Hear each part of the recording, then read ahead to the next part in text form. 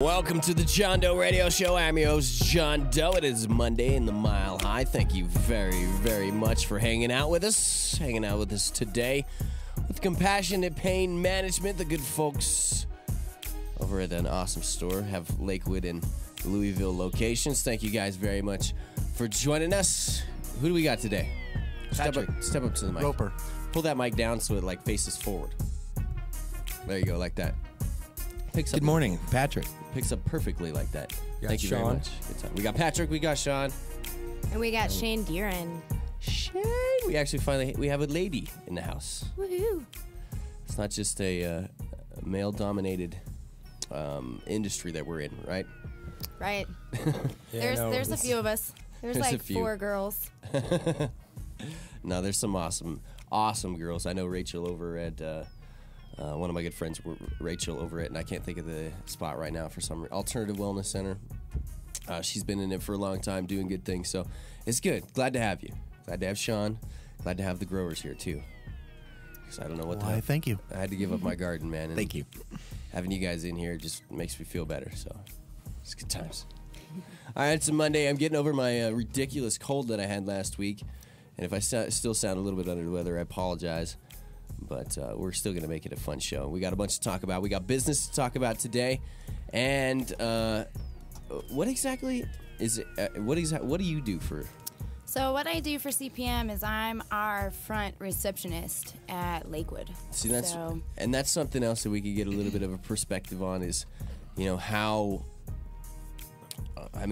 especially lately with how people come in and they respond to you. I know lately that there's been a lot of questions and situations about like the 35-day rule and who can actually be serviced and who can't. Who can use temporary paperwork, who can't use temporary paperwork, who qualifies for MMAPA, the fee going down, all sorts of questions. And a lot of the time you are people can be unhappy that they can't get their medicine. Yeah. When does that come in? The drop, is that in January? The drop goes down on January 1st. The drop for you, what do you mean? The license? The fee? The license fee? Yeah, for the state. To the state. See, he's trying to change it all up right now. So I have a lot of patients that are like super thinking that, oh, well, I can wait to get my doctor's appointment, where they don't necessarily have to wait to get their doctor's appointment. They can have their doctor's appointment, hold on to their paperwork until January 1st and mail it off. Yeah. But I'm also advising everybody to make sure that they know that there's probably going to be a huge influx of applications in January. So they either might want to bite the bullet and pay the $90 one last time, or wait and see how long it takes for them to get their card. Because who knows what the influx is going to be. Because right now there's even the situation with 35-day wait, isn't it? Cards and everything else is just stupidly ridiculous. People waiting right now. We have some people that are still waiting for some of their cards to come in from September and October. So they're taking more close to 2 months now to get their cards. It's insane. And the ridiculous rules with the renewals and not taking the temporary paperwork, where we can take it for new patients.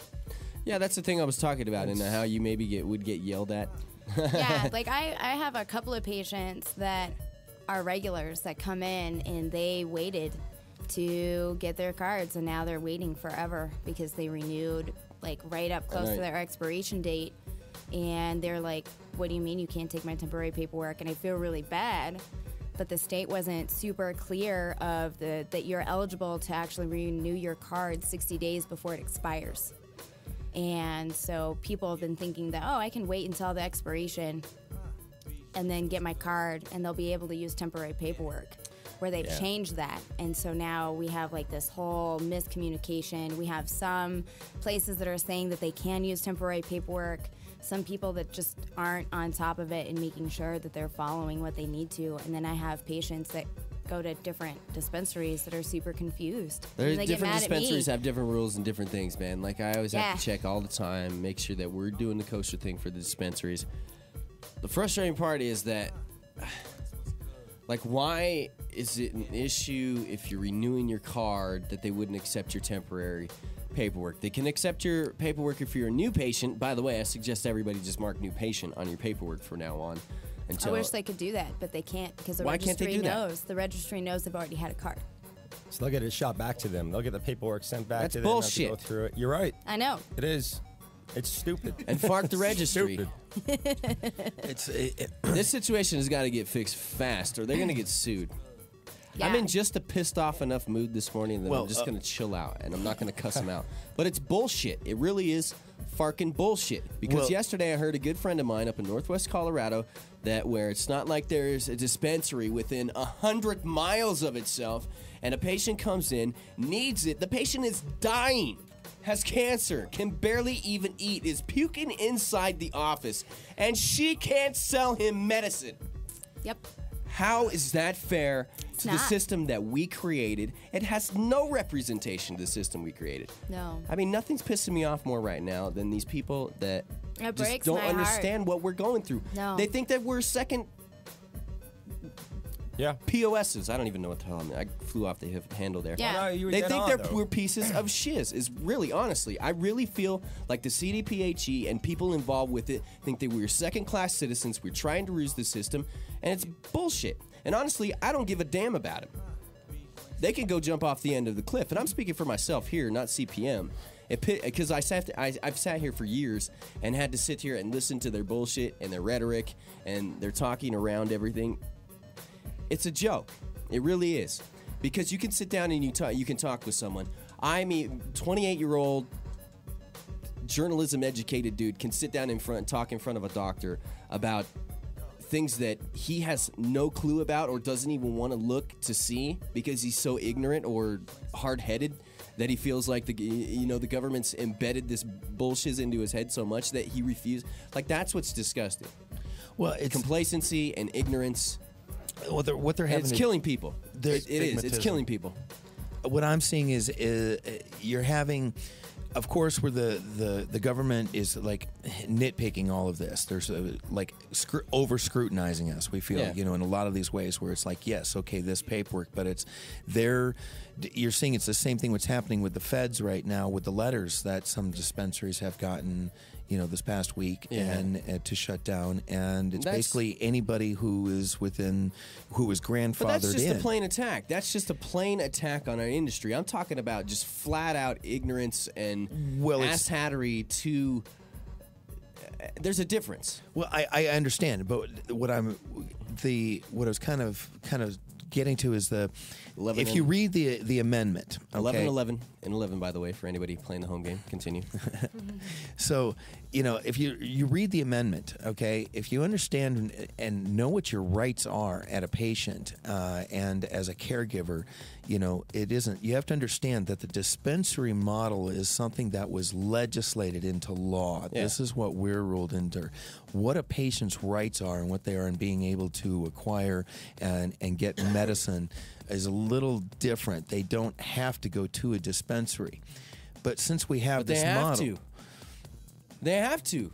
Who else is caregiving? Exactly, that's what I'm getting. There's no other caregivers for you to go to. You have to go to a dispensary. What this system is lacking is a caregiver referral system, which is something that they don't want that. No, the Department of Health they've been asked, I don't know how many requests that they have gotten from patients asking that I need a caregiver. And they don't want you going in your basement, though. No, that's the thing. They're not going to allow that. No, that's the thing. And that's the whole thing is through the whole process when 1284 came in is us growers, the home growers, got screwed and completely shoved out. Exactly. And it was on purpose. It wasn't even something that was discussed or talked about. It was something that got put on the wayside. And the patients suffered. On purpose. And yes, the patients did suffer. But fortunately, I mean, there's been a situation here in Colorado, like what you have on like Broadway, South Broadway here, where it's, competition of ounces and other things. I mean, the price has definitely gone down because of the dispensary model. But, I mean, access I still don't believe is the same as what it was before necessarily. I mean, it's great to be able to have the dispensaries, but the option to be able to have a private caregiver, to me, like what you were talking about, I mean, it's a different service level. It's a different,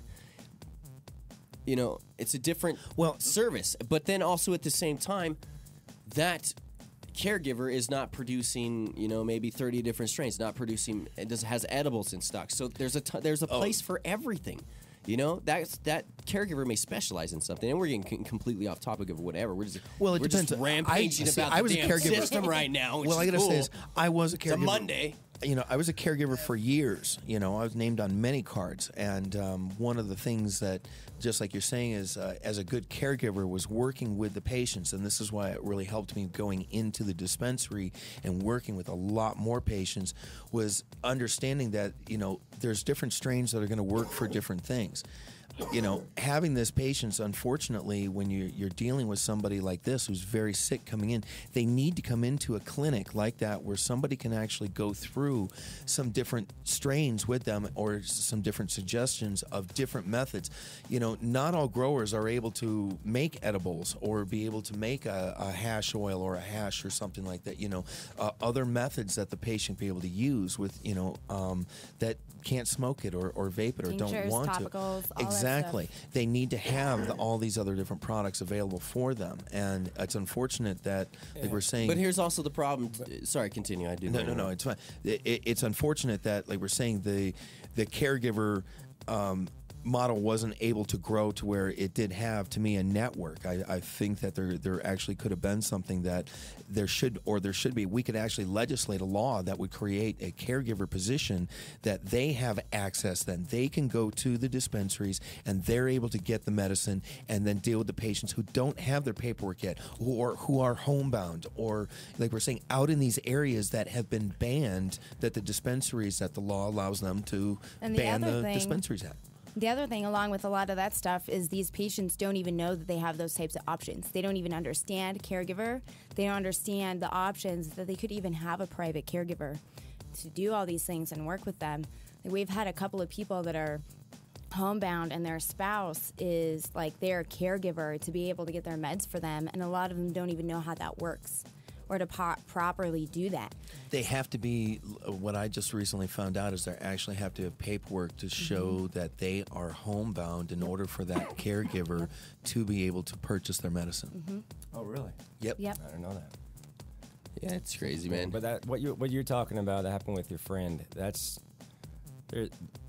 just frustrating to even hear when you can't serve somebody that has renewal papers because somebody...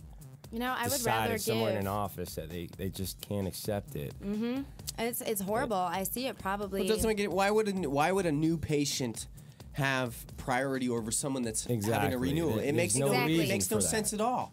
It's ridiculous. Well, what part of the problem that happened here is, you understand, with the amendment, it basically laid it out of who could write the recommendations. It's not a prescription. So these recommendations were being written, some of them, I guess, questioned by PAs. That's not nothing to do with what we're talking about. Like, that's a even separate different. thing. That's what I'm saying. There's a whole group. There's a huge stuff. This is just that you go ahead and expire. You're a patient for a year. Yes. You're terminally ill. You can't eat. You're in chemo right now. Yes. You didn't realize this, and the state's behind on their stuff to do with your paperwork.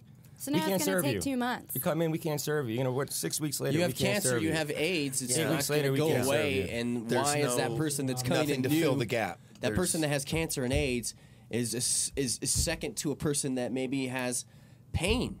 I mean, if it's that first time coming in, and it's and you know, it's like, okay, some of the funds that the Department of Health are getting, they can set something up, some type of like we're saying, an express system for the people, the priorities. It's not, the problem is right now, be some type of an advanced case review for, like we're saying, these people that are terminally ill. I mean, there's people out there that are fighting for it. The problem is here in Colorado, we've lost our grassroots activism, and it's as strong as anywhere in the country. I mean, it is, but we've lost that heavy grassroots activism that has put us here where we are right now. I mean, other organizations like Safer, you know, organizations like Normal coming in and doing their things. The you know, the smaller people, you know, tons of names come to mind of people that have fought for our rights to do what we've needed to do, man. But where they cut off and where we stopped having this grassroots activism here in Colorado is in July of 2009 during that caregivers meeting. During the CDPHE meeting at the Tivoli. Thousands of people showed up and fought for the right for the health department not to rip the whole system apart. For, you know, me as a caregiver, if I'm just growing cannabis, they're trying to make me do something else, you know, like, which eventually went through, but trying to make me, cook for a patient or go to the store for a patient or whatever. It's degrading to both me and the patient because it's not the service that I'm there for. It's not like you go to, and I can't even think of an example. You don't go to a hospice or another health agency to have certain things done, that you don't qualify for. I don't qualify to cook a meal for a patient. I don't even qualify to cook a meal for myself. All right? I don't mind driving a patient down the street to the doctor's office to whatever needs to be done. But I'll tell you what, right now, growing cannabis, providing medicine for them, having that care of just like, the feeling of like when we all tried to find cannabis and we couldn't. It was on the street, and then, maybe we just wanted it recreationally and that relief of having it then. But then maybe we really, truly needed it for something of a health matter, and we couldn't find it. And then finally we do find it. And it's like, if you have a good relationship with your dealer or whoever, whatever the hell you want to call it, you get that and you feel that relief. It's something special. I mean, it's something that. Well, I know several people who try to be caregivers still, and it's hard because they, like we're saying, they are trying to find stuff. They're not growing. They're limited amount. There are definitely more patients than there are caregivers, and there's a huge shortage. I get asked all the time about this, and unfortunately, I don't have that. I work with these plants all day, every day long, and that is where I do, and that's all goes to the dispensary. I don't have my own grow as a caregiver anymore to be able to help patients across. It was a commitment that I made when I joined the dispensary. Is now everything there's I do just a special bond has to be on that, and between I'm watching these caregivers struggle between between the people that come in to you guys, between the people that go, and where I was getting to with it is, man, there's a special bond between that person that you get cannabis from. Whatever it is, it's just a special bond, and specifically with cannabis because of what we've had to go through, because we've had to go through so much police persecution. We've had to feel like criminals for so much. You go and meet somebody that feels the same way about cannabis that you do, and it's an empowering thing. And fark everybody else for trying to take it from us because it's not right. It's just plain and simple not right, and it ticks me off more and more. And I tell you what, that story that I heard from Jess up in Northwest Colorado, it rocked me. And I mean, I've seen people, like yourself, have to refuse people all the time for it, and it's disgusting. The hours of operation, disgusting. It's like, all right, well, you can only hurt. You can only hurt from 7 o'clock in the morning until 7 o'clock at night, and it's like, no, that's bullshit, and that's not the way it is. Anyway. Let's get to some commercials here. We'll come back. We'll talk a little bit about business. I know that, excuse my cough today, but I know Shaun had some stuff that he had written me in an email that maybe he wanted to go over, and we'll cover that. But I appreciate it. Compassionate Pain Management in the house with us, as they are every Monday. If you would like to get a hold of these guys, make sure you check them out in Lakewood and in Louisville. Lakewood phone number 303-232-3620. That's 303-232-3620. They are at 1585 Quail Street, number 13B, and in Louisville, 1116-7 West Dillon Road on the southwest corner, West Dillon and McCaslin. That's 1116. Is it -7? -7. Yep. 1116-7 West Dillon Road on the southwest corner, West Dillon and McCaslin. Call them in Louisville, 303-665. What's up with my cough today? 303-6. I thought I got rid of it. 303-665-5596. All right. You guys got any concentrates right now? Yeah. Us? Yes. That's all I need. That's all I needed to know. Maybe we'll talk about that in a second. It's John Doe Radio Show. We do it live. If you missed anything, check us out, JohnDoeRadio.com, to pick up the podcast. Listen to us live Monday through Friday. Live.JohnDoeRadio.com. You can also go to Ustream, search for John Doe Radio, and get the app. John Doe Radio. My God, it's fun. John Doe. Experience the healing power of flowers at the 2011 Best Meds Competition winner in Colorado Springs. Canna Caregivers off North Academy Boulevard and the Canna Center on Power south of Constitution.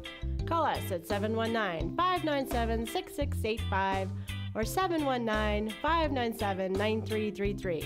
Mention you heard this ad on Normal Radio and receive half off any CC concentrate purchase. Mad Hatter Smoke Shop has got your high-quality, American-made, unique pieces and some of the best scientific glass available anywhere. Artists and companies like Mike Fro, Cowboy, Zob, Royal, and D-Rock with some of the best products the Mile High State has to offer. Treehouse, Joel Halen, Worm, Tricky, and more. Mad Hatter Smoke Shop also carries Sheldon Black, one of the highest names in glass standards. Don't miss out on the Holy Water Style Collection either. Our friend Sean Waters offers his line of shirts, jackets, hats, and skateboards for men and women. Mad Hatter Smoke Shop for everything the JDR Army needs. Mention JDR or John Doe Radio and get 20% off. 20%! Visit MadHatterSmokeShop.com or email store@MadHatterSmokeShop.com for inquiries. Mad Hatter Smoke Shop, 6091 West Colfax Avenue in Denver, 303-953-7015. Store at MadHatterSmokeShop.com, 6091 West Colfax Avenue, Denver, Colorado, 303-953-7015.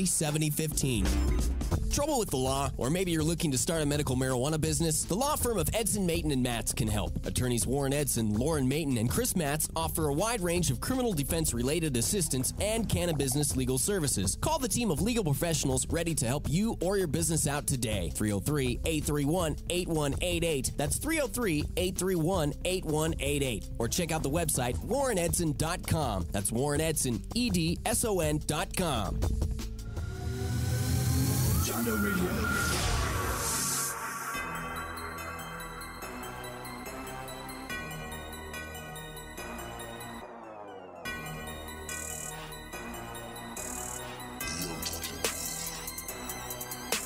Hanging out with the crew from Compassionate Pain Management Stores in Louisville and in Lakewood. Make sure you check them out. Good times. Our good friend Shaun, Nate, Patrick. Who else am I missing? Roper. Yeah, that's it. All right. Nate's not here today? Where the hell is Nate? Hold on. I got to turn your damn mics on. I forgot about that. I thought Nate was here today. No. For some reason I'm thinking that you're Nate. No, that's the Ropey. But then I realized when I forgot the name, I looked over and I'm like, no, that's Roper. Nate's got a full room to trim down today. One more time. Let's go down the line here so that I don't screw up the rest of the thing. We got Patrick, Roper, Chris. No, I'm kidding. Shaun. And your name again? Shane Deeren. Shane? Shan Deeren. Shan Deeren. Yep. That is an awesome name. Thank you. Very awesome name. All right. So, anything else that you guys wanted to cover this week before I get into some things that I kind of want to ask you about or whatever?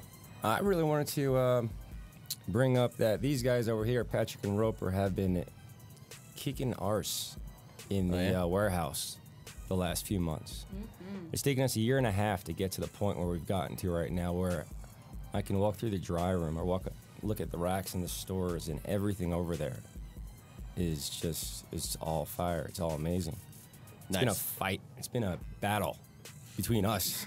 It's been to try to get this place into this warehouse into shape, but these guys here have done it. It takes a lot when you're dealing with 70 plus different strains, and you're 70. Yeah, and you're having to feed 2 different dispensaries with their product, and when the law kicked in, and you got to do 70% of what we're doing. We deal, like I'm saying, with a good amount of patients come to us and have come to expect a certain level of product and service from us, and Shaun's always it's never going to be good enough ever. How many? For Shaun, never. It's always push for the next level. How can we improve it? How can we make it better? How can we do it? You got 70 strains. So how many plants are you dealing with? 99. 6 per patient. All right, that's good. Perfect answer, dude. Actually, that was the exact right answer that you had. But I mean, it's got one of each strain. And without getting too crazy about with compliance and whatever. Compliance is a frustrating thing, man. Because you have the situation where you have to have each one of those plants has to have a name that goes with it. Absolutely. Which is stupid, because they should have just made it. I thought at the beginning they were just going to be like, okay, if you got this license, you could have 500 plants. If you got this license, you could have 1,000. But no, the idiots went and farked it up and made it like this, to where you could totally get screwed. Oh, absolutely, and that's a big problem. Is And when by there's idiots, I mean, patients. I love you well, guys. they've got a new system. I've heard that there's going to be a new system that's going online. That's going to be that the dispensaries will be live. They will know in real time where if a patient is theirs or not. Because what's happening, our patients are doing the dispensary shopping. They're bouncing around. And they skip and they change for different deals and stuff. And they don't tell the other dispensaries that they've moved. Exactly. And that So was you some of have the a part of the dispensary rules of that's them- growing their plants for that patient, and now they don't know, they aren't aware that they are no longer allowed to do so. And they tried to make rules for that to be able to where the patient couldn't change within a certain amount of time and all that. But still, the bottom line is if they don't let you know, or Well, we have to make sure that we're straight. At the end of the day, the states is going to So how do you do it's that? on us. Well, it's what we do is, there's a lot of does logistics. the state help you? Well, no. No. It's Well, that's basically a figure. software. A I was going to program, say software. Figured we the use a state wouldn't help wonderful you.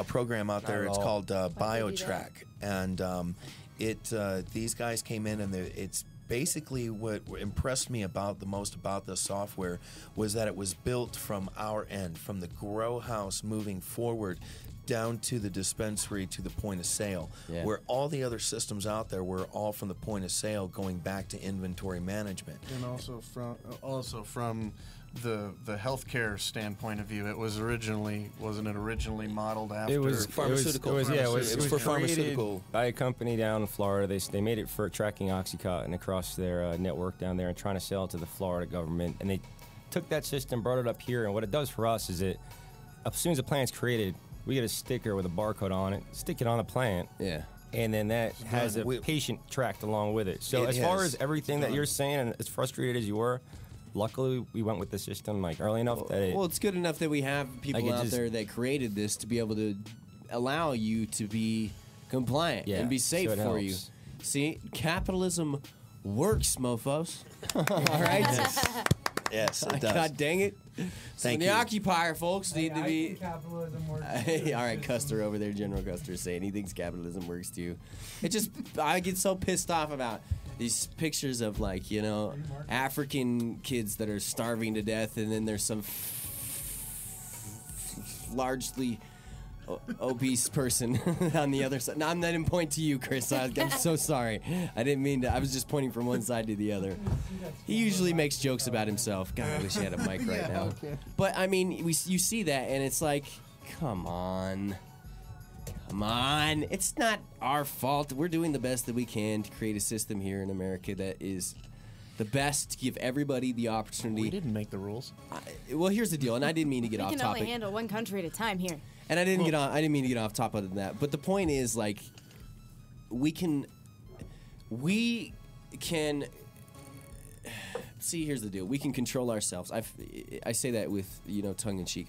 We as Americans and we as a people throughout the whole United States have the ability to make smart choices for ourselves and manage ourselves as societies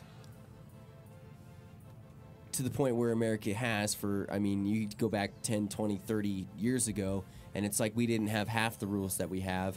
There's situations where there was just respect, understanding between each other, taking care of each other, not wanting to take something that's not yours.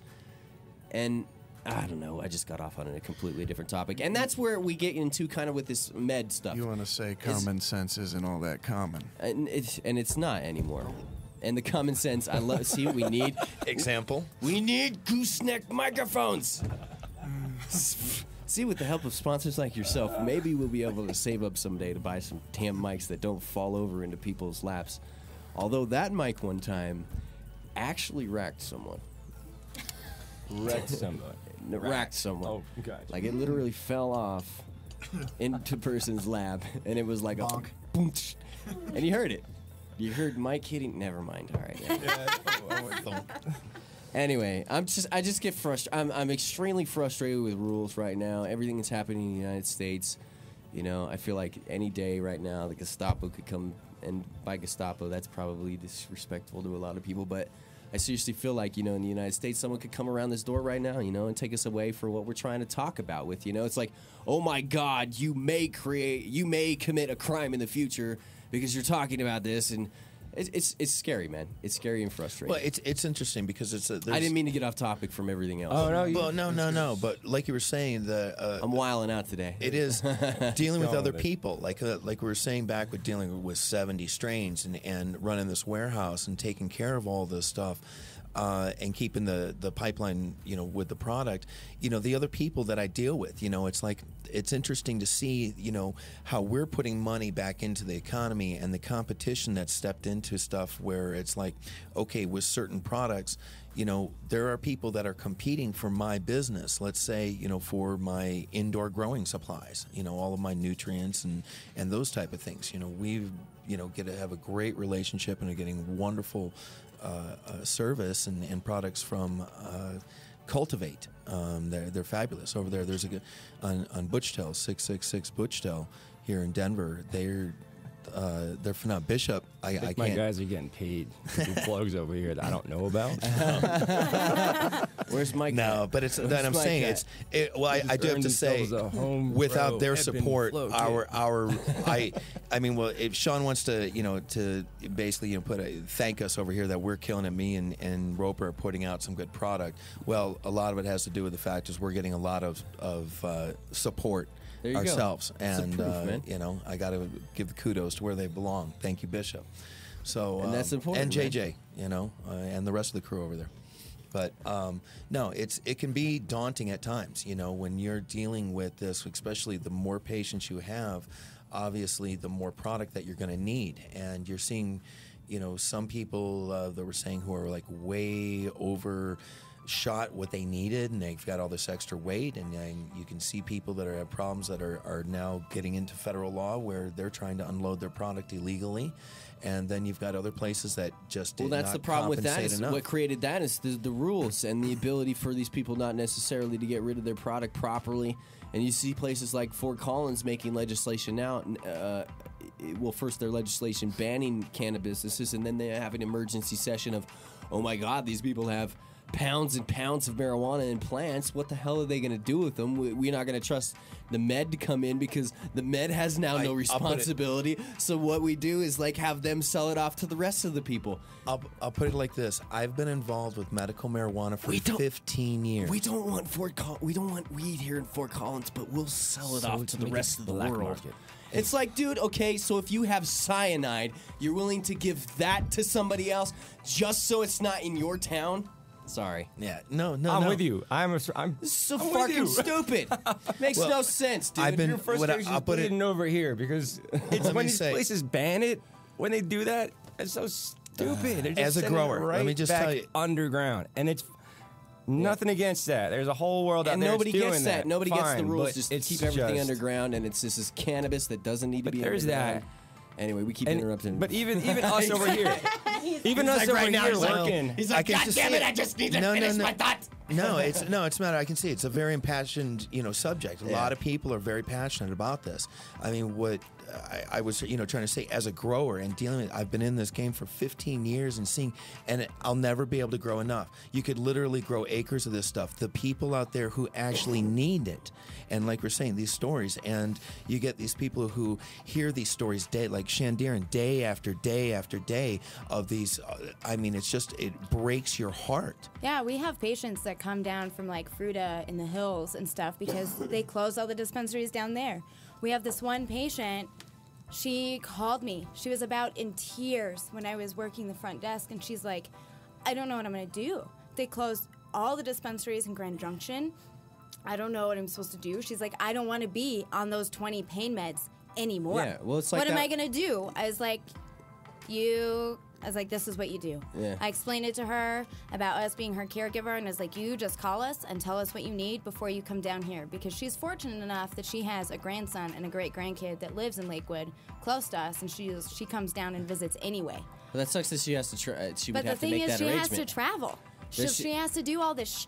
That's the stupidest get her thing. meds. It's the stupidest thing here in the state of Colorado. We allow local municipalities, and it goes down to what you said at the beginning, man, that it's a legislated thing. Dispensaries were legislated. Weren't necessarily, I'll admit, weren't necessarily allowed. I'm not going to say allowed. They weren't specifically stated in the Constitution. But the thing is, I think they were. I think the ability Yes. for you to stack patients and the way that it was written fully was able to create a dispensary system, and then we went through this whole hoopla of everything the now, and then they let authors- people ban it, and it's ridiculous. The lady that I'm talking about is up in Craig, Colorado, and it's like, you can go down to Steamboat or whatever, but besides Steamboat or Craig, there's no dispensaries in Grand Junction anymore. You're driving like 4 hours over the mountain, dude, to try and get something here in Denver. Hope to God you don't get snowed in and you need your freaking meds. Exactly, and I've gotten stuck on Rabbit Ears Pass twice myself. I can't imagine somebody that's sick. It's like I'm saying, as a grower, I'll never be able to grow enough. These patients need it. The caregiver, there needs to be some type of system for these places where, like we're saying, if they're going to allow that these local communities, what is our state right to have? Yes, under the amendment, you can still have it, but they're not allowing the what needs the supply chain to those sick patients. These people can't grow it for themselves. It just can't happen. I've been doing it most of them are 15 too years. sick. I've been growing for other people, okay, because they can't grow it themselves, and it takes a lot, and A lot of effort, a lot of work. a lot of work, a lot of effort, and money. And these patients don't have that. They need to have access. Something needs to change. If they're going to ban the dispensary, they need to have some type of replacement to support the caregiver model for these patients. It's leaving them out in the cold, and it really is. It's heartbreaking, and as you all are showing, it's people are getting very impassioned about this now. The suffering needs to stop. Yeah, it's frustrating. Now, we were talking about. I was going to go back to something here that I had in the email. Hold on here. When it comes down to employees and stuff, I mean, that's a whole nother thing that not a lot of us have ever had to think about. We've had employees, but I mean, it's not necessarily employees that.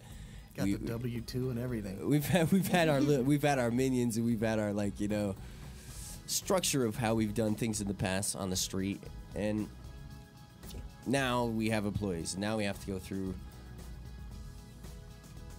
paperwork and all this other stuff, and there's employee taxes that I didn't even have a freaking clue about until I started to try and open the business. But I mean, I don't know if there's anything, Shaun, you can comment on when it comes down to extra expenses. I mean, it's not just like everybody thinks that everybody's making a ton of money, but there's so much overhead in a business.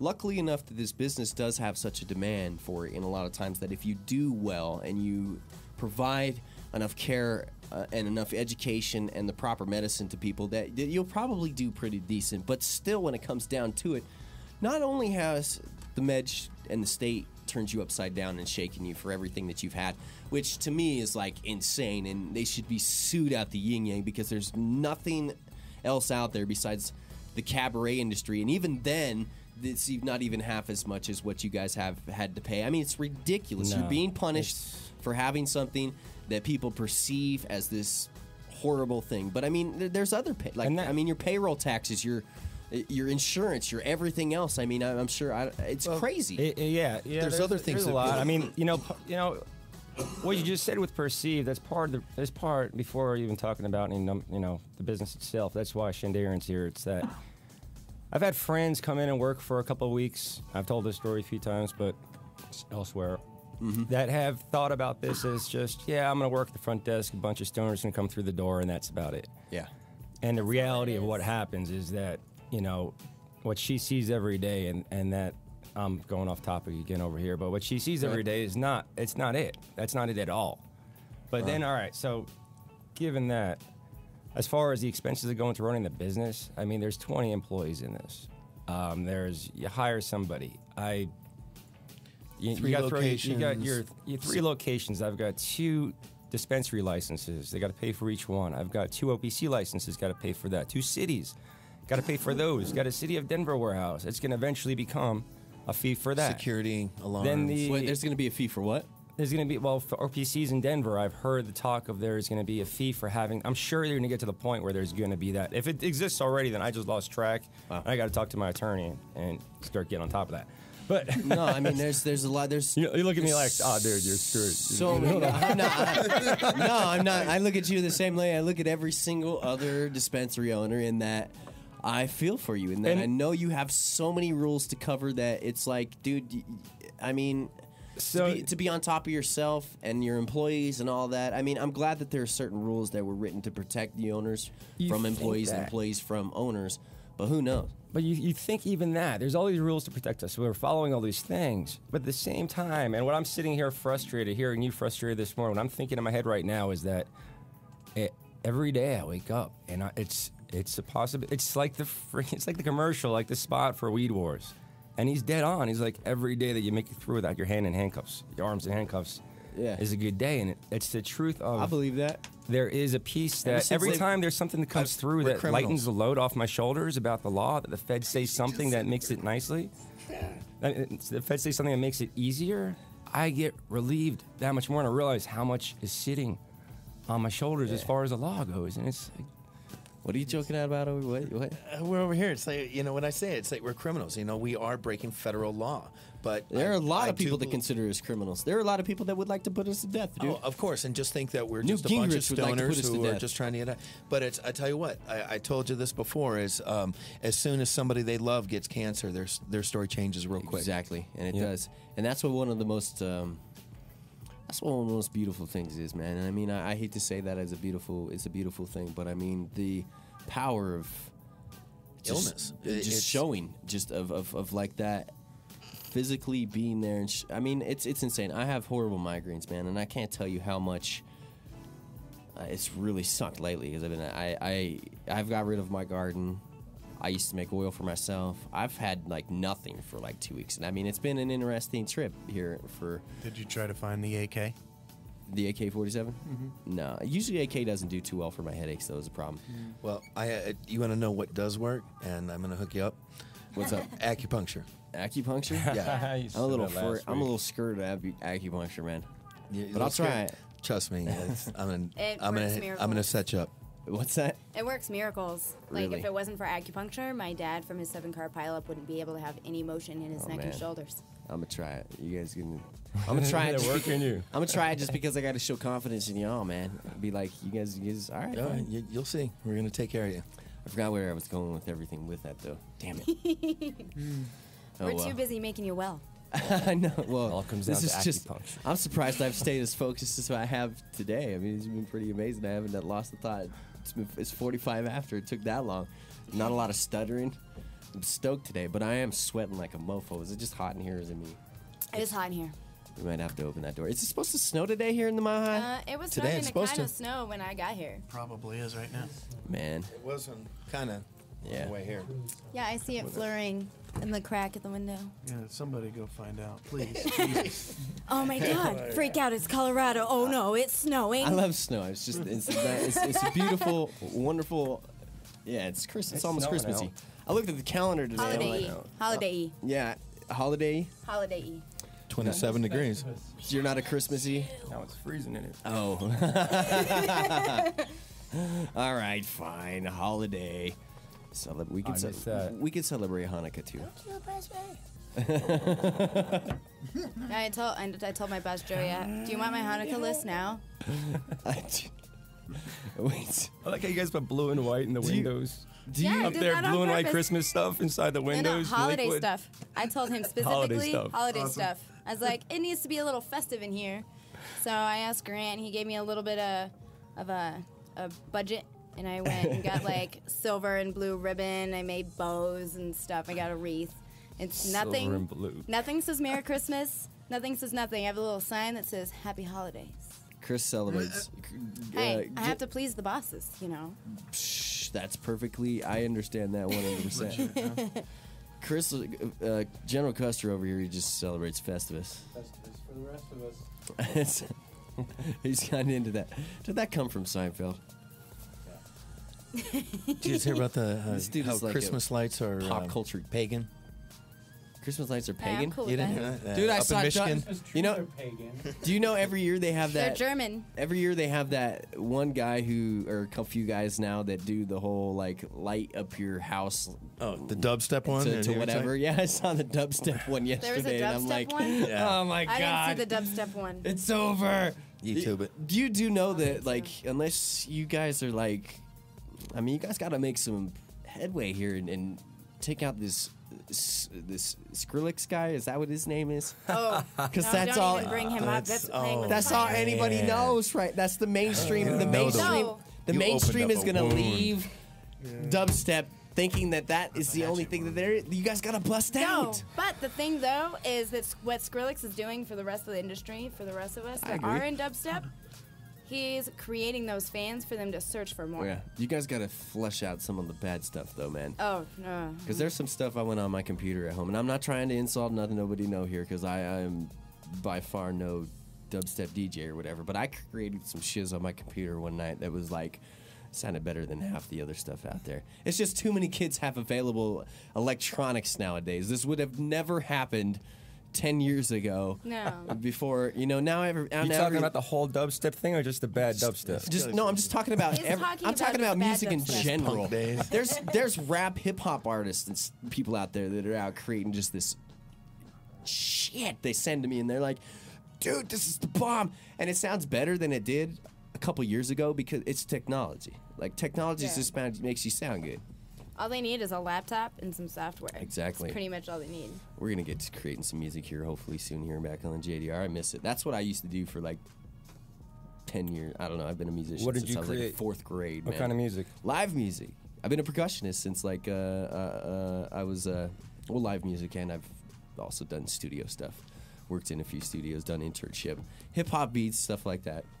I miss it, man. I really miss it. Messing with Pro Tools and all that good stuff. The beatmaker programs, all your little sequencers and stuff. It's awesome. But that shit's expensive. It is expensive. Finding the time. That's expensive just alone. I can find the Squeezing that time. in there. You would just find me in a studio. You would walk in and it would be like a fog machine was on in the studio, and that's how it would just be the whole time, man. That's all I ever wanted to do my entire life was sit in the studio. What I really like about it is it's this genre of music that has come up, and to be here in the beginning of it, I can compare it to like with rap. You're seeing this How do we get on underground where music? this new sound that was pulled together, and I just see that it has the staying power. It's not going to be something that's going to be just not a going 10-year pop. No, this is something that's going to be long lasting. That's going to be affecting for literally decades, just like how rap did in its day. Let's hope it's the beginning stages of it. It's going to I think morph. It's got a going to little ways morph to into go. other stuff. Some Is ways what I'm to saying. go. It You know, already is. rap went into hip hop. I don't know how I pulled everything into gangster dubstep. music, and and Without thrash Nate- rap Dubstep is and already done. Without Nate around. Right. Without what? Without Nate over Oh here. yeah. I know. He's gonna be mad I'm once his he hears this representation, conversation. so it's okay. Yeah. But going back to those, like everything that you've had to pay and everything. I mean, I don't know how some businesses have stayed in. I mean, how are They haven't. There's a large amount of people that are not making it. It's hard to make it. Those guys in South Broadway, it's been a year since I've spoken to them or even secret shop. I used to go down there and talk to the managers and ask them how it's going, and they'd say it's tough. Like it's rough. There's a lot of places where it's rough, and I mean, I well, the industry you know, meeting the it's other night, just- at yeah, well, that was Act for Colorado. compliance. So now we've got I understand the laws and the compliance. No, I was saying those other people talking to, listening, and No, talking yeah. to they were like, "Wow, it just bottomed out in a lot of these places." But the renewals, people aren't getting their renewals right now, and their customer base is just. I mean, everybody thinks that down to dispensaries are. 1/3 They of think what they're they all were doing. raking it in, and a lot of the guys that you saw over there, you see a dispensary sign on a door as you drive by it, but they're doing a few $100s a day. You know, the owners inside that store. a working few of away them? But I also know that every there's day. some dispensaries Oh, that are there's- selling like. There's some dispensaries selling 10 pounds a day. There's no 15 opposing pounds day. a day. It's That- definitely out there. I mean, those That's guys on the are high there. end for sure. I don't. Yeah, but like, dude, I mean, going back to just the fees and stuff, they're outrageous and ridiculous. And then we talked about the payroll and stuff. I don't think it's too much difference in payroll taxes, stuff like that. It's not too much It's the difference. same as- It's the same as every other. And yeah, everything's the same as any other business except for the fees from the state. So I got to go ahead and look at something like 30 to 40 grand a year that no other business has to pay. And you know who helps make those fees? A lot of the people is people, The dispensary owners. dispensary owners and Farkin police. Which I mean, we're trying to have a good relationship with the DOR, and I don't want to talk too much smack about them because we really are going to try and schmooze with them. But I'm frustrated, man. I mean, I think we need to get the DOR on and their public relations person and ask them, you know, where exactly is this money going that you're taking from these people? Why do dispensaries in Denver have to pay 2 years ahead? See, that's the Department of Health. That's different. But it's not the Department of Health. The Department of Revenue is the one that's you're taking talking our about fees. Our fees go towards paying for the state employees, and as far as I'm concerned, those fees are kind of what keeps everything moving. Yeah, well, I mean, here in Colorado. your employee fees and stuff like that. That's saying our state employees, the ones that work the inspectors, for all the people and all who those run people. Yeah, but that's not.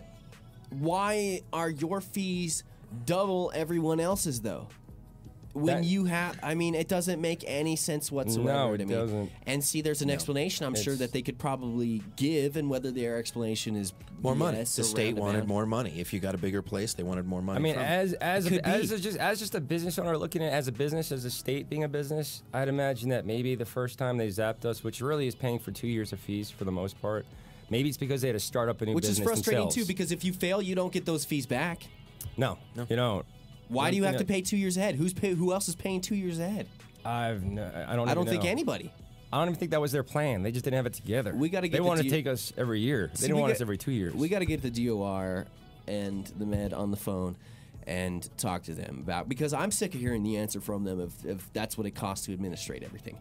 Well, then give me a line item administration of where it's all going. And then two, which we have to do and we've yet to do, we've been saying for a couple weeks now, but we've been busy. Things have been going on. We want an Open Records Act of, you know, when places get closed, like where the hell is this stuff going? Like, is the DOR just have some big safe on Sherman Street that they just put all this stuff in? I mean, because it's scary. Well, they're supposed to. Like I found this out the other day. If the feds come in to bust somebody and they don't bust the med for having all that cannabis or whatever, it's bullshit, hypocritical crap. Well, that's where you're seeing the letters that the feds are putting out now. It's just they're not. It's only something that can be an aggravator. They're not hitting everybody. And the letters will go out in January. And I got called a fearmonger this weekend or whatever. And unless I'm just an absolute complete idiot and the sources are completely wrong, people are going to get letters in January. Well, then the state needs to be prepared to be pulled into court if that happens. They do, and the first people that should be put handcuffs on when the feds come in is the legislators. Every single one of those people that helped pass. Even if you voted against it. Subpoenas are a wonderful thing. It pisses me off, and the state won't come to a lot of the time to your rescue because you know what they'll say? They'll think of they'll just. See, here's the problem in California and other spots. They wash their hands of it because they're like, oh, they must have been doing something illegal. And that's what they're going to fark with you guys on. And we have to fight that. We have to tell them, no, that's unacceptable. We have a different situation here in Colorado than anywhere else, and you are just as responsible for the feds coming in here and protecting us and the rules and the position we're all in Colorado as much as you all are. I mean, we followed the rules. We did what the other side wanted us to do, all right? We formed a system that everybody could be okay with. And this could be the nail in the coffin for the feds. I really do think so. If they come here and they lose this fight, and it could be huge. I mean, it could be huge. If the state were to fight, you know, and they were to just have an absolute complete failure of a public public outcry. Eventually will. I think they will. I think this is the worst place they could ever come. I think they're making a huge mistake sending these letters. It's ridiculous. What we found out last week from Warren is that it's not necessarily 1,000 feet from whatever. You know, it's like they're going to do crow flies. Everybody downtown is gone. I mean, it's insane. It's crazy. It would put so many people out of business. And if they close up, if they listen. If they listen, listen, I mean, otherwise you got a conspiracy with the state into. I would stay open. Business. I would stay open. Say that the state is fully behind. This is perfect. Well, you understand? We are conspiring with the state. Yeah, and that's the thing. It's like this is what, you know, as an American, with the federal and state issue, state sovereignty. This is a perfect example of what states are meant for, to be able to test the system, to prove that it works, and then move it into other states, and then eventually move it into federal law, into everybody. That's why we had the system. The Constitution was put together the way that it was put together with states' rights. But we haven't. When was the last time? Before Reagan. Well, I think. I mean, I'm not the most Well, we Up have, on, what? like, We have politics, 4 but states. Okay, their state how many rights now? have gone down the 16 shitter. states. 32% of the United States right now is in direct violation of federal law with their medical marijuana laws.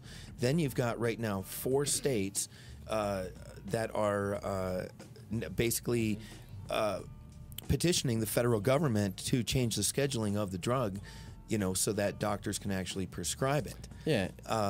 Colorado mandated by the beginning of the year to be able to do that Absolutely. by the people of Colorado. By the by legislation. 2012, we had to do that. And By the way, let me stop you here real fast. Thanks to the Normal Network for hanging with us. We get an hour with them every day, Monday through Friday. Make sure you check out replays on the Normal Network live 7 o'clock Pacific, 8 o'clock Mountain. Thanks to Radical Russ and everybody over there. And actually, I think today I'm just blowing smoke because I think their shiz crashed and they might not be doing our replay today. But either way, I said thanks, did the things that I needed to do. So anyway, sorry. I'm interrupting you always because you're the one that is you're most vocal. You're like, I gotta get this. I love it. He's probably the most passionate out of all of us. I love it, man. I've been doing it a long time. It's Maybe my you should life. Maybe we should figure out how to get your own show in here. Well, there's a lot. I have found out every time I talk to somebody, there's so much lack of information out there that people they're starving to find out more and more. If it's not about the industry, it's about the law. If it's not that, it's about the plants. If not that, it's the therapeutic uses of different ones. It's the different ways to prepare it, different edibles, this, that.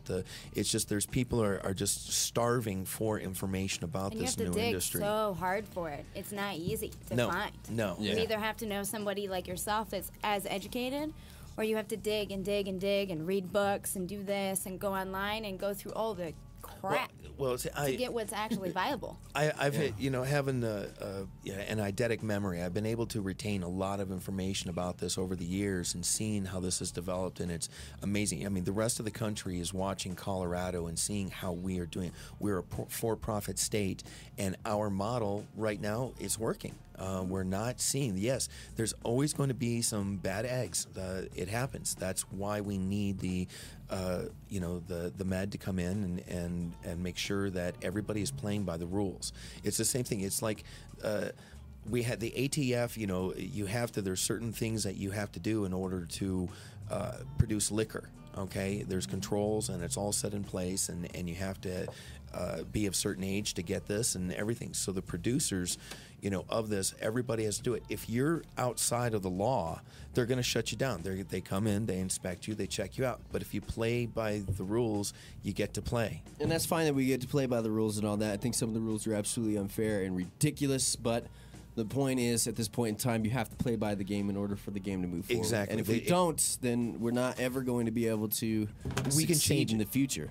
Exactly. Now, it's like we're saying, the laws with the dispensaries, it was legislated. There's no reason why it can't be changed, why we can't do that. We were given the right with the constitutional amendment, but like we're saying, being able to create and make a change, that's what's great about democracy. Yeah. Hopefully here in the next couple of years, hopefully this year in Colorado, we can pass legalization, because then it would help. I can't believe that You guys are already a step ahead of being able to be where if legalization switches over, that's just a position that you guys are already able to be in. I would think that the state would trust you more than almost anybody out there. You guys would be first come, first serve. You would help design this recreational system, what works, what doesn't for people, safety regulations, all this stuff, man. And that's important. That's something we need to think about here in the future.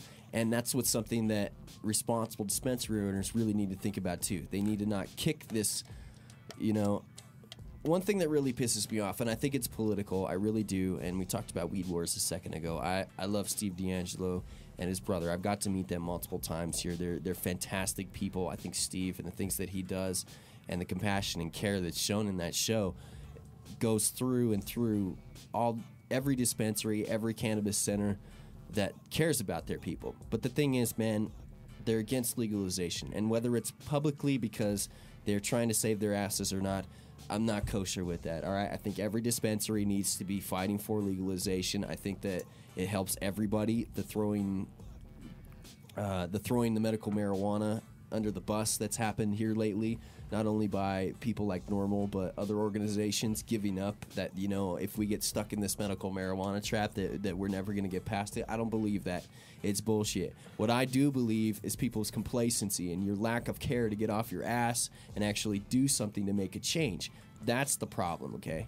It's not the problem that we're getting stuck in a rut, okay? It's the problem that we're losing momentum because people are just not doing enough anymore because they see being able to go out to their street dealer and just get whatever they can. They never, you know, some people don't ever have a problem getting cannabis, so they don't give a shit. But when it comes down to it, you dispensary owners, you people that see it on the front line every day, it's your responsibility, I think, to support that movement forward. And, you know, I'm not lecturing y'all here, but, you know, that's just something else that comes to my mind. That there's a huge importance here and a responsibility that us in the community have to take on. And the infighting, the everything else, it's fine. There's different things that you can infight on. It's scary for a dispensary owner. I mean, it's scary to think about. I mean, not in Colorado, actually. Not over here. I'm all for it. If I wasn't over here, if I was somewhere else, I'd understand that if I had the responsibility of these 20 people that work for me, and let's say the 10 people that rely on them and their families to get paid.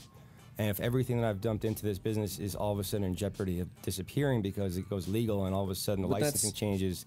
But that'd be pretty selfish of that's where your moral and your business. But would you go out of business? You would have not over here. No, I mean not in Colorado. Not the way it's set up. We already have a licensing scheme. But where would a person have a problem with that and not already be? I don't know ahead of the game. If in California, if they made it legal, then more than 4 dispensaries in Oakland, that would destroy the 65 grand a year somebody's making as a bud tender over there. Or whoever knew it, 45 grand a year as a bud tender out in Harborside, and they've got 200 people. But I mean, that's what they've got over there, is that he's able to give them time off and all these things because he's got 21 million coming in the door each year, and he's spending most of that stuff shooting it out as benefits, as salaries, as time off. But they have the lead jump on to be able to get into that legalization. Yeah, and they have the ability to be able to put some of that money into the research of medical. I agree with you. I'm for it. How many people out there have the experience of growing, you know, a large scale of doing this? Do you understand that if you legalize this, the demand that, like I said, I will never in my lifetime be able to grow enough for the demand. It just, the supply and the demand in this model will never change. Not you alone, but it we doesn't can matter if sure it's as hell illegal. build an army. It doesn't matter if it's completely illegal. People are still going to get this. It doesn't matter if it's just for medical marijuana, or it doesn't matter if it's for full legalization. There's never going to be enough of this. The demand it's insatiable. That's why they'll never stop it. No. I think that's why they never also- stop any other drug from being used either. You just have to be able to form the ability to be able to treat it and responsibly educate people and that's take care of people when they need it. Education. Yeah, and then with the full legalization, though, I think our responsibility, especially on the medical side, that we make sure that doesn't go to the wayside. And these patients still, even if there's full legalization, there still needs to be something in place for those people, because if it goes to a complete legalization, what's going to happen to them? Because they still need people that are knowledgeable and know what it is that they're doing to be able to treat their stuff. Yeah. That's my one concern. I'm Yeah, like they do for come it, all in. legalization, but You got people I every also day have that my come in. patients that I care about. Yeah, they have no idea what to do with it. They're Compassion. in their 60s or 70s. They haven't touched it, if they ever did, 40 years ago, 30 years ago. Yeah. So how do I do this? How do I vaporize? What is that? Yeah, Well, you got to explain it to them. education, Walk them through everything. It seems like it's just this.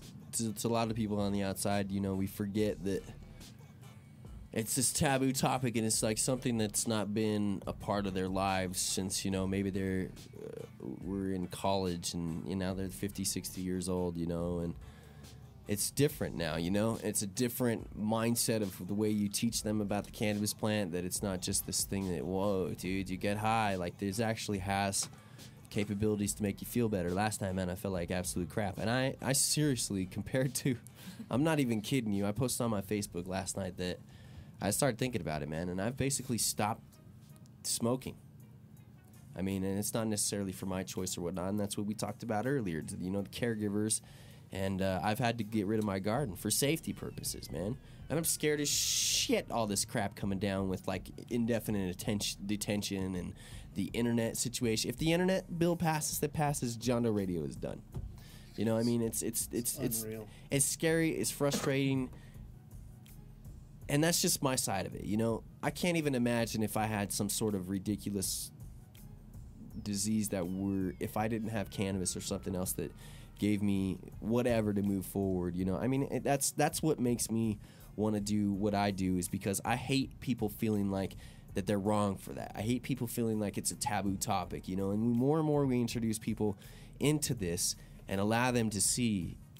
I mean, seeing my grandma's mindset change about cannabis, and you know, that whole letting go of the lies from the government. I mean, it's an amazing thing, and it's every single one of our responsibilities to do. And whether it's just showing it through being good, you know, compassionate caregivers, or showing it through going out every day and talking to your neighbors and talking to your family members, you know, I mean, stop the bullshit complacency, all right? Get off your ass and let's change this, because I tell you what, if every single one of you that cared about it went out and did something, then tomorrow would be different.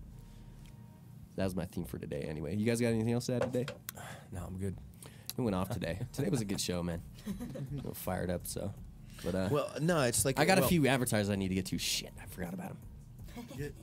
Sorry, I got too fired up today. That's why. And Kim's not in the studio to actually punch me in the head with anything. So. Well, I just want to throw my support out there for any of the caregivers who are trying to help these patients.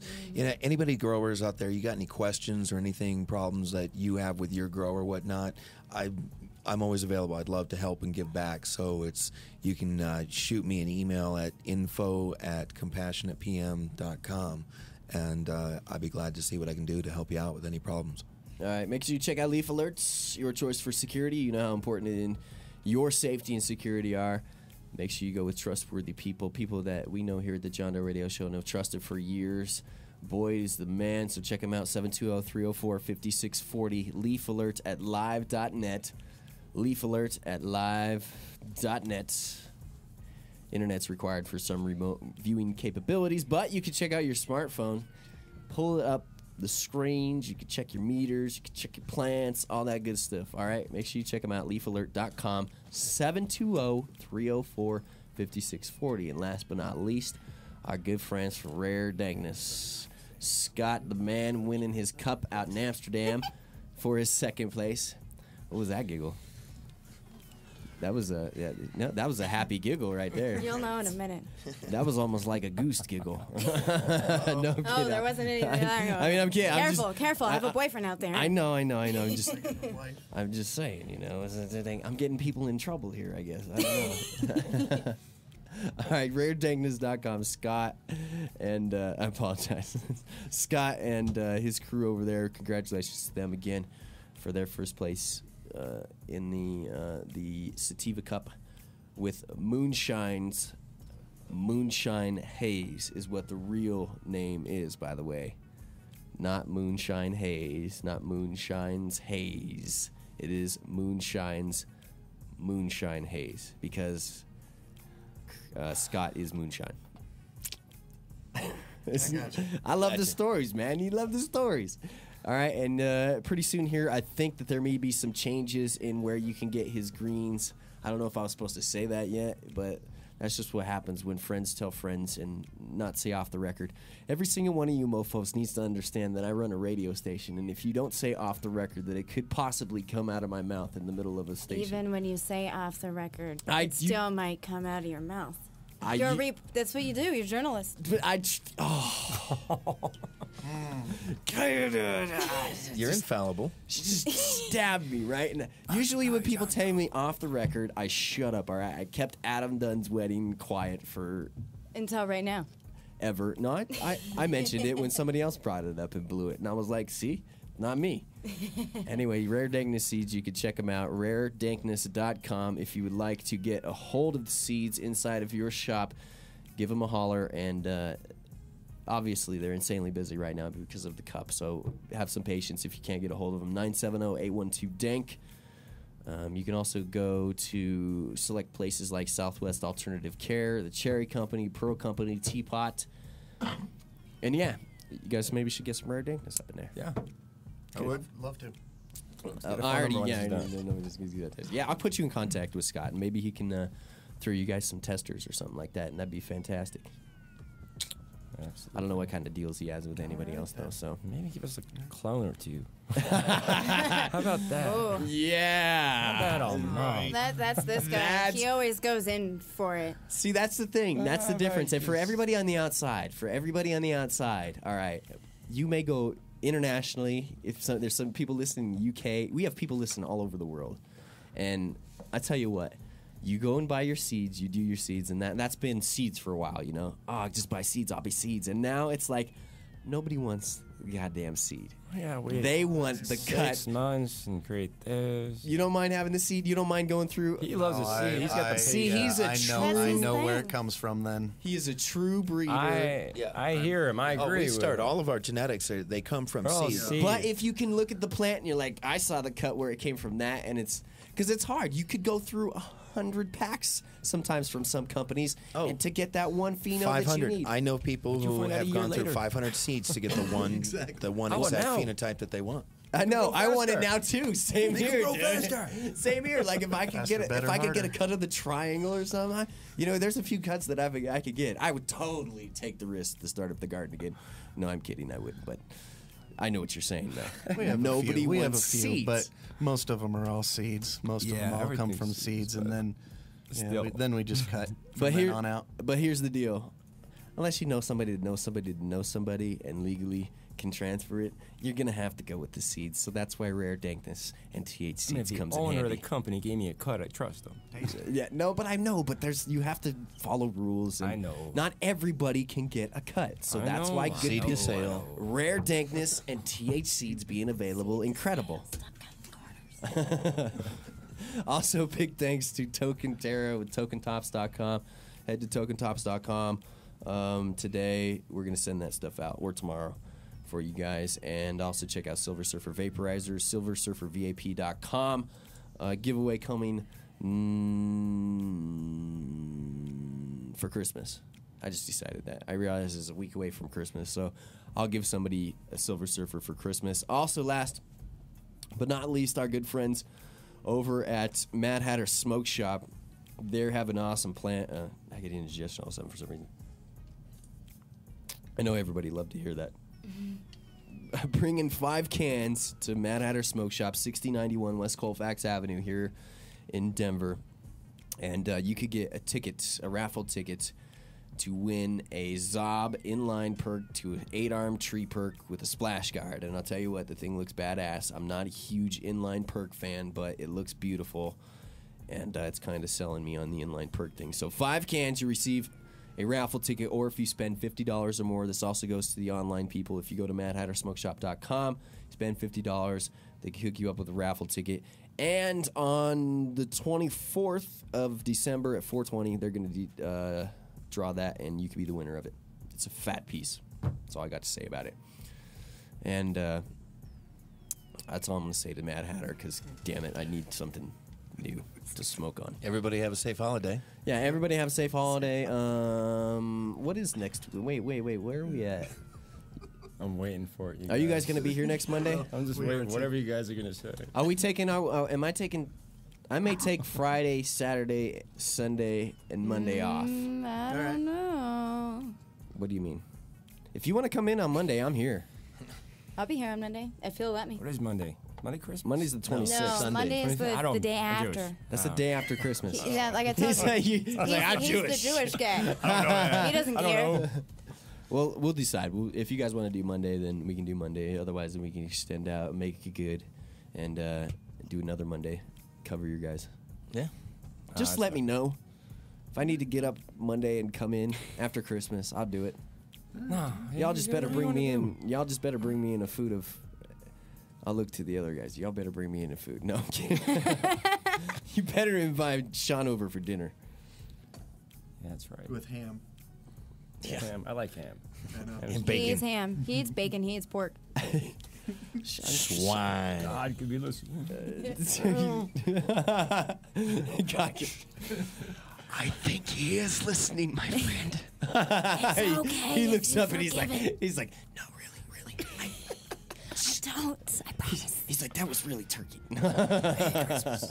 All right, I really appreciate it, guys. I had a fun day today. have fun on every time we get a chance to have some good people in here, give us some good information, and be a little fired up. So I appreciate it. Make sure you guys check these guys out. Dang it, I closed out your address thing. Go ahead and give promo where I should be giving it. Compassionate Pain Management.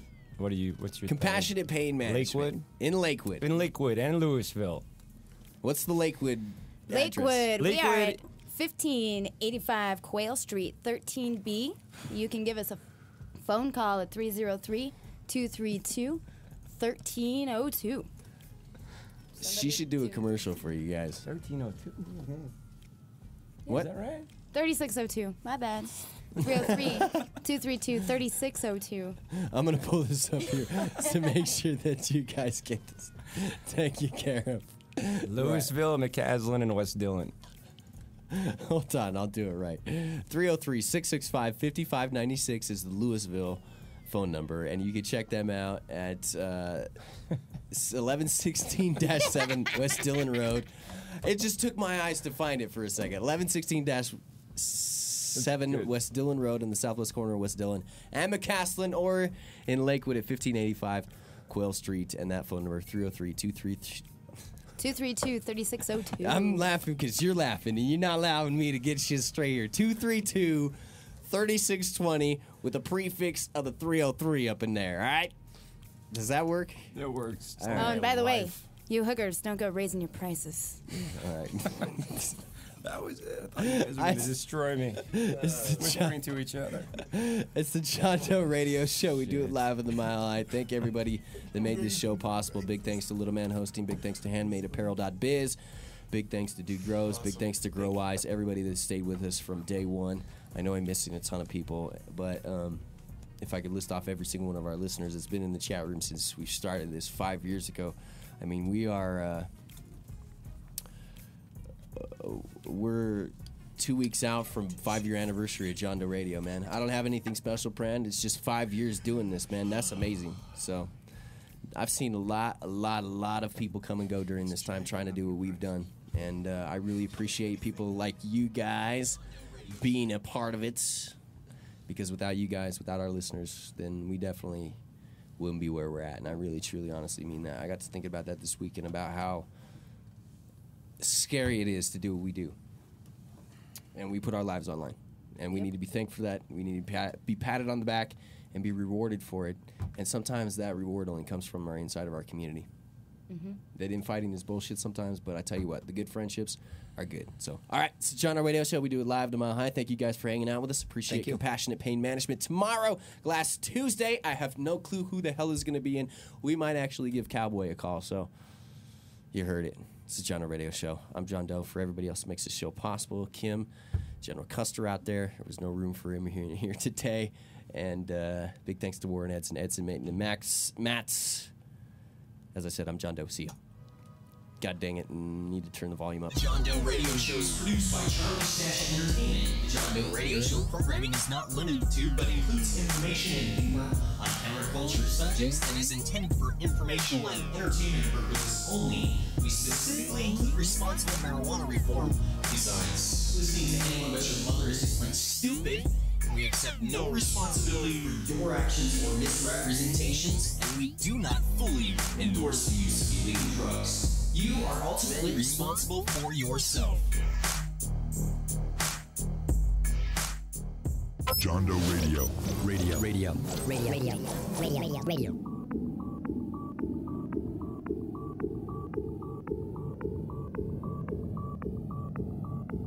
Live.